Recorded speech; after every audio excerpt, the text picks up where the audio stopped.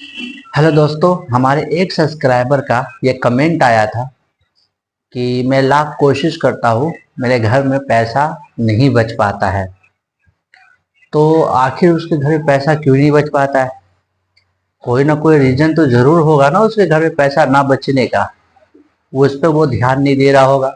और इस दुनिया में बहुत से ऐसे लोग हैं जो ये ध्यान नहीं पाता है, दे नहीं पाता है ध्यान कि मेरा पैसा क्यों नहीं बच पाता है। कहीं ना कहीं आपके साथ में ये दिक्कत होगा कि आप पैसा नहीं बचा पाते हैं। तो चलो मैं आपको बताता हूँ वो तरीका कि आप कैसे ध्यान देंगे तो आपके घर में पैसा बचेगा।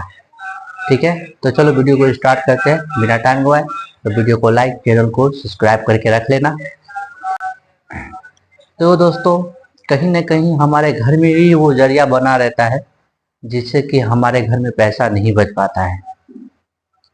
अब जैसे कि देख लो, आप काफ़ी लोग खूब जोर शोर से मेहनत करते हैं पर उसे ये नहीं पता चलता है कि हमारे घर में जो इनकम आता है, हमारा जो जितना इनकम है महीने का, वो पूरा पैसा जाता आखिर कहाँ है।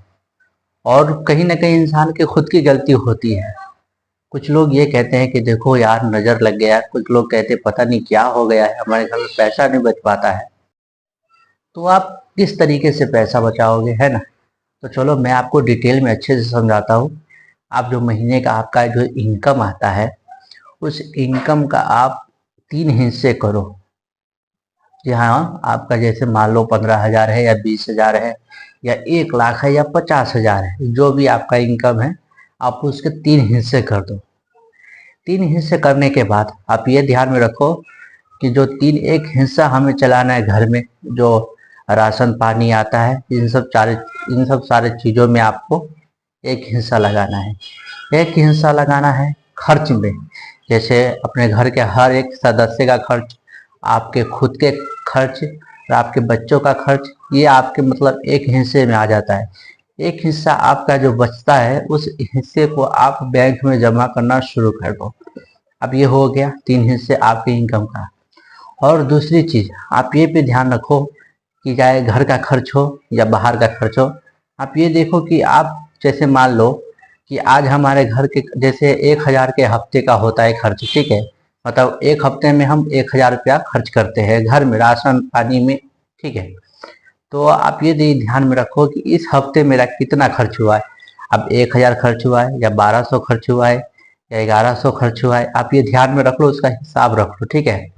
फिर उसके बाद अगले हफ्ते में आप फिर उसका हिसाब रखो।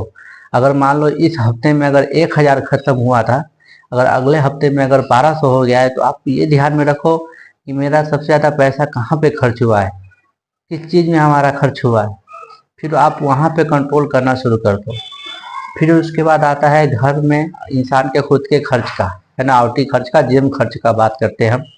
तो जेम खर्च में क्या होता है, अब जैसे कि मान लो आप खुद की बात करो, आप जैसे आज आपने 100 रुपया खर्च किया है और कल आपका 110 120 खर्च हो गया, तो आपको यहीं पे ध्यान रखना है कि कल मैं 100 रुपया खर्च किया था, आज मेरा 120 110 खर्च हो गया है। तो कहाँ पे खर्च हुआ है? क्या आपने ज़्यादा चाय पी लिया है या किसी होटल में जाकर आपने कुछ खा पी लिया है? तो यहीं पे इंसान का पैसा नहीं बच पाता है। अब ये सोचता है कि चलो पैसा है कुछ कर लेते हैं, तो भाई कुछ खा लेते हैं, कुछ पी लेते हैं या सिगरेट मार लेते हैं या बहुत ऐसी चीज़ होती है जो नशा वाले जो लोग होते हैं अपने आउटी खर्च बढ़ा लेते हैं। तो जब यहीं पे पैसा इंसान का बच नहीं पाता है, ठीक है?